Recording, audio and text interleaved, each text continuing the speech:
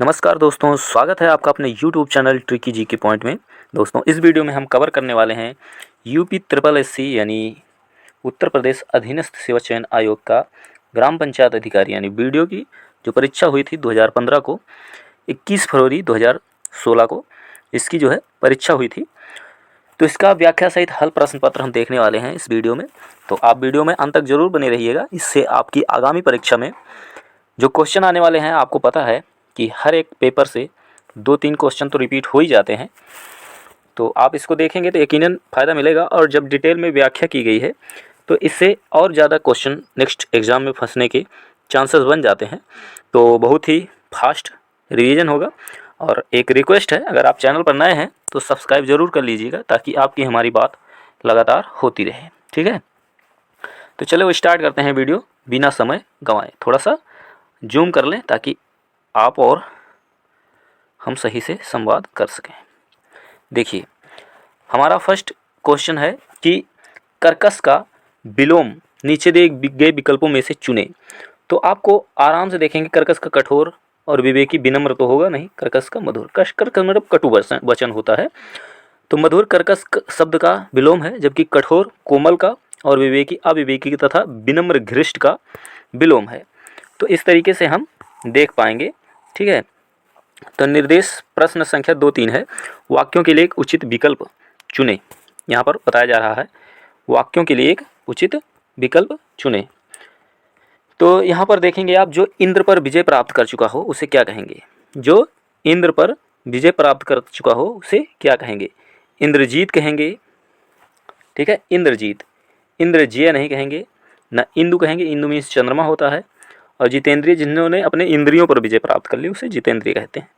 तो ये सारे शब्द जो है बड़ा इंपॉर्टेंट है, तो ध्यान देकर इसको पढ़ेंगे। जो इंद्र पर विजय प्राप्त कर चुका हो वह इंद्रजीत कहलाता है। क्या कहलाता है? इंद्रजीत। ठीक, जबकि इंद्रियों पर विजय प्राप्त करने वाले को जितेंद्रिय कहते हैं। ठीक, और उच्च कुल में पैदा व्यक्ति, उच्च कुल में पैदा व्यक्ति, जो व्यक्ति उच्च कुल में पैदा हुआ है उसे कुलीन कहते हैं। ठीक है, उच्च कुल में जन्म लिया हुआ व्यक्ति कुलीन कहलाता है। और धनी श्रेष्ठ सवर्ण तो आप जानते ही होंगे। अगला क्वेश्चन है, ईश्वर तुम्हें दीर्घ आयु दें। ईश्वर तुम्हें दीर्घ आयु दें, अर्थ के आधार पर वाक्य का भेद बताएं।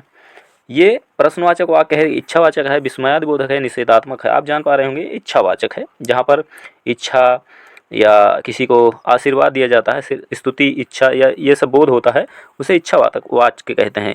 ईश्वर तुम्हें दीर्घायु दे, ये इच्छावाचक वाक्य है। श्री गणेश का विलोम, श्री गणेश का विलोम आप आराम से कर पाएंगे, इसका इति श्री होता है। श्री गणेश का विलोम इति श्री होता है। ठीक है, और अगला क्वेश्चन है कि फूल का पर्यायवाची नहीं है। कौन सा निम्न में से फूल का पर्यायवाची नहीं? सुमन भी होता है, पुष्प भी होता है, कुसुम भी होता है। तनुजा जो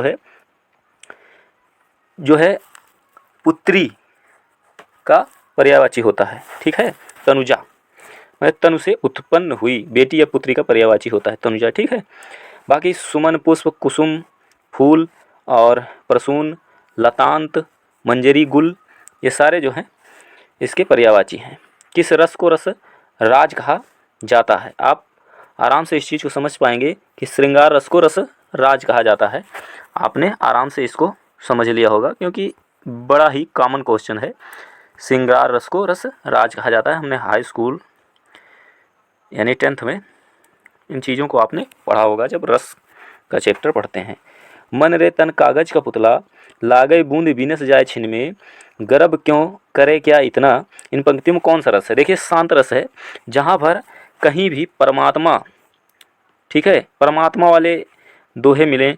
ठीक है, वहाँ ज्ञान विज्ञान मतलब ज्ञान की बातें की जाए, जहाँ पर ठीक है वैराग्य की बातें की जाए, वहाँ शांत रस होता है। ठीक है, तो इस तरीके से कभी भी आए तो आप उसे शांत रस आराम से समझ सकते हैं। इसका स्थायी भाव निर्वेद होता है। ठीक, ये भी याद रखेंगे। और चैप्टर रस है तो पूछा जा सकता है। तो अगला क्वेश्चन है, जिस छंद में 4 चरण और प्रत्येक चरण में 16 मात्राएं होती हैं वो तो चौपाई ही होता है। आराम से आप इसको समझ पाएंगे। ठीक है, चौपाई होता है। और चरण के अंत में दीर्घ के बाद ह्रस्व वर्ण आना वर्जित है। ठीक है, चरण के अंत में दीर्घ के बाद ह्रस्व वर्ण आना वर्जित है।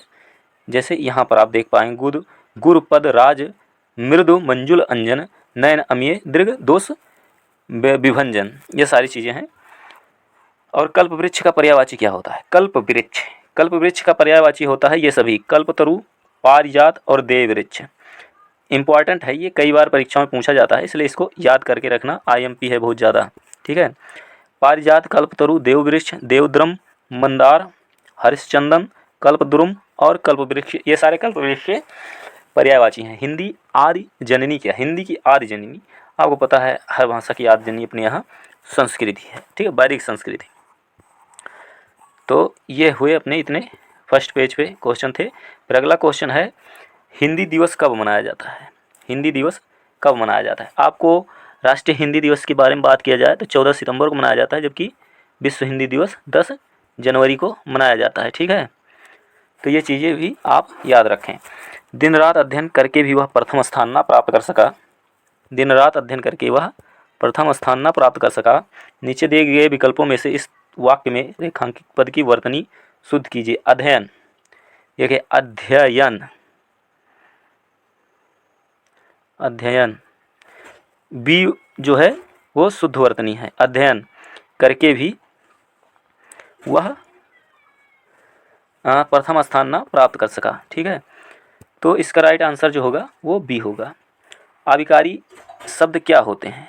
अविकारी शब्द क्या होते हैं? अव्यय होते हैं, ठीक है। अव्यय जिन शब्दों में के रूपों में लिंग वचन कारक के अनुसार कोई परिवर्तन नहीं होता उन्हें अविकारी कहा जाता है, ठीक है। जैसे आगे पीछे ऊपर नीचे यहाँ वहाँ, यहाँ पर कोई परिवर्तन नहीं होता, अविकारी शब्द को अव्यय भी कहते हैं।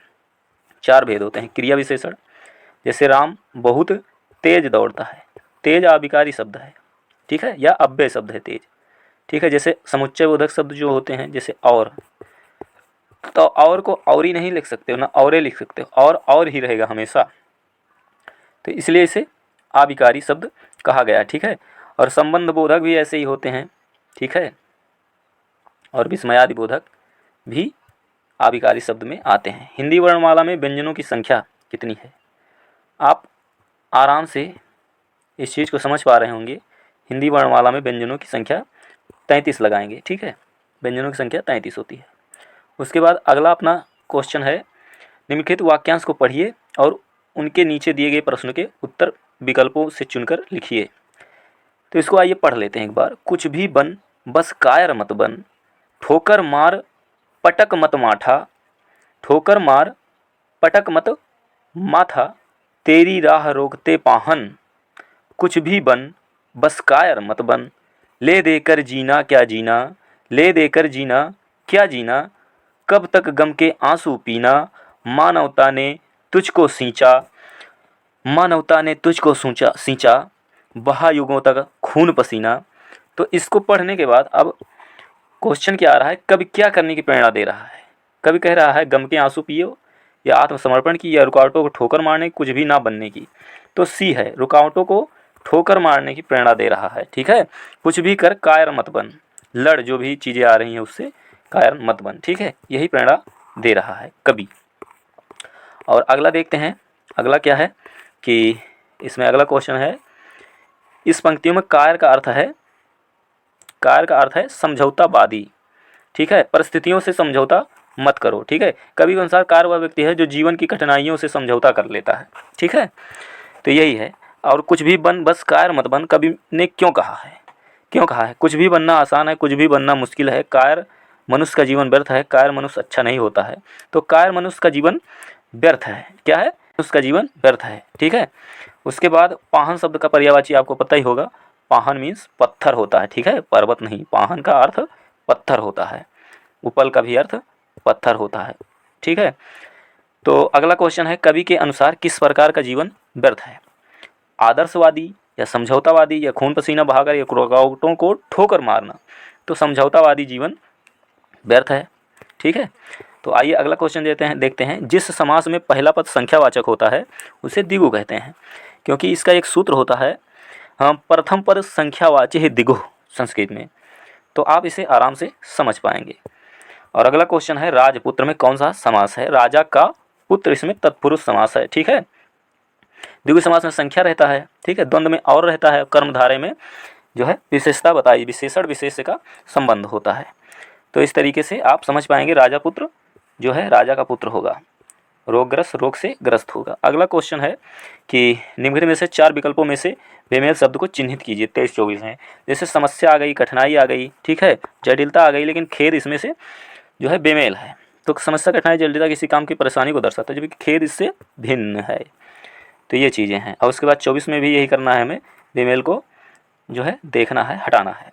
तो आइए देखते हैं। घर है, फिर प्रियजन है, बच्चे हैं, परिवार है। प्रियजन, बच्चे, परिवार अलग चीज़ है, जबकि घर एक मकान होता है, ठीक है। और फिर हम आगे देखते हैं। आगे है, जिस समास का पूर्व पद प्रधान हो उसे कौन सा समास कहते हैं? जिसका पूर्व पद प्रधान हो उसे अव्ययी भाव समास कहते हैं जी, ठीक है। अव्ययी भाव समास का प्रथम पद प्रधान और अव्ययी होता है, अतः इन शब्दों का प्रयोग क्रिया विशेषण की भांति भी होता है। जैसे प्रतिदिन, दिन दिन इसका अर्थ होता है, ठीक है। यथार्थ मतलब अर्थ के अनुसार, ठीक। उसके बाद अगला है बेकाम, मतलब बिना काम का, इत्यादि। तो यहाँ पर पहला पद प्रधान होता है अव्ययी भाव में, जबकि उत्तर पद यानी बाद वाला पद प्रधान होता है कहाँ? तत्पुरुष में, ठीक है। तत्पुरुष में उत्तर पद प्रधान होता है। तो ये भी आप ध्यान रखिएगा, ठीक है। और द्वंद्व में दोनों पद प्रधान होते हैं। और इस तरीके से हम निम्न भक्ति काव्य के प्रमुख कवि कौन है? निम्न भक्ति काव्य के प्रमुख कवि कौन है? तो 26 से 29 तक हमें देखना है। तो इसमें क्वेश्चन है हमारा 26 वाला, वो पूछा जा रहा है कि दिए गए विकल्पों में से निर्गुण भक्ति काव्य के प्रमुख कवि कौन है? निर्गुण भक्ति काव्य के प्रमुख कवि, तो देखो निर्गुण के कबीर ही हैं, ठीक है, प्रमुख। तो इसे आप आराम से समझ सकते हैं। फिर 27 में है, भारतीय संविधान में किस भाषा को राजभाषा के रूप में स्वीकार किया गया है? देखिए, राजभाषा भारतीय समाज में, भारतीय संविधान में हिंदी ही है। देखिए, हिंदी राष्ट्रभाषा नहीं है, ठीक है। कहीं भी ऐसा शब्द मिले तो आप उसे गलत ही करिएगा। राष्ट्रभाषा हिंदी नहीं है, हिंदी राजभाषा है। क्या है? राजभाषा हिंदी है, ठीक है। इस चीज़ को आप ध्यान रखिएगा। संविधान में 343 और भाग 17 है, ये भी आप देख लीजिए। पॉलिटी का इंपॉर्टेंट क्वेश्चन होता है, ठीक है। और लिपि इसकी देवनागरी होती है। कामायनी, कामायनी जो है ये आपको पता होगा, जयशंकर प्रसाद जी ने लिखा है। कामायनी के रचयिता जयशंकर प्रसाद जी हैं। और चित्राधार, कानन कुसुम, ठीक है, झरना, आंसू, लहर, प्रेम पथिक, ये सब कामायनी के रचयिता जयशंकर प्रसाद जी की रचनाएं ये भी हैं। आंसू, लहर, प्रेम पथिक, चित्राधार, कानन कुसुम। तो रचनाओं से भी क्वेश्चन आ जाता है, आप इसे कंप्लीट कर लीजिएगा। फिर पृथ्वीराज रासो किस काल की रचना है? आदिकाल, भक्तिकाल, रीतकाल और जो है आधुनिक काल। तो आपको पता होगा पृथ्वीराज रासो ये सब आदिकाल की रचनाएं हैं, चंद्रवरदाई ने लिखा है। इसी तरह से और रचनाएं हैं, जैसे बीसल देव रासो, नरपति नाल ने लिखा है। परमाल रासो, जगनी ने लिखा है। विजयपाल रासो, नल सिंह ने लिखा है। हम लोगों ने इसे जो है बहुत पहले पढ़ लिया है, बस एक बार रिवाइज करने की ज़रूरत है, ठीक है। तो बस वीडियो में बने रहें, थोड़ा सा वीडियो और रह गया है जो कि बस पूरा होने वाला है। हमारा 30 नंबर क्वेश्चन है कि दिव सवासन का समय मेघमय आसमान से उतर रही है, वह संध्या सुंदरी परी सी धीरे धीरे धीरे धीरे। एक पंक्ति में कौन सा अलंकार है? देखो, सी आ गई है, संध्या सुंदरी सी, ठीक है। सी आ गई है तो यहाँ क्या होता है? उपमा अलंकार होता है, ठीक है। सॉरी, मानवीकरण, सॉरी, उपमा तो है ही है, लेकिन इसमें मानवीकरण क्यों हो जाता है? जैसे किसी भी वस्तु की या प्राकृतिक चीज़ की मानव की तरह जो है व्यवहार उसका बताया जाए। जैसे संध्या को सुंदर परी सी बताया जा रहा है, मेघमय आसमान में उतर रही है, ठीक है, जैसे बादल छाए हुए हैं आसमान में, और वो जो है संध्या जो है ऐसा सुंदर परी सी छा रही है धीरे धीरे पूरे जो है वातावरण में। तो इस तरीके से अब एक थोड़ा सा आप पढ़ लीजिए इसको। जिस पंक्ति में निर्जीव वस्तु का वर्णन सजीव की तरह किया जाए या निर्जीव वस्तु का मानवीकरण कर दिया जाए तो वह मानवीकरण अलंकार होता है, ठीक है। उसका व्यवहार मानव की तरह बताया जाए। हिंदी शब्दकोश में छा का क्रम किस वर्ण के बाद आता है? देखिए, छा जो होता है वो का के बाद आता है, आपको पता होगा ये, क्योंकि आप इंग्लिश में KSH लिखते हो, ऐसे ही भी आप समझ सकते हैं, ठीक है, ठीक है।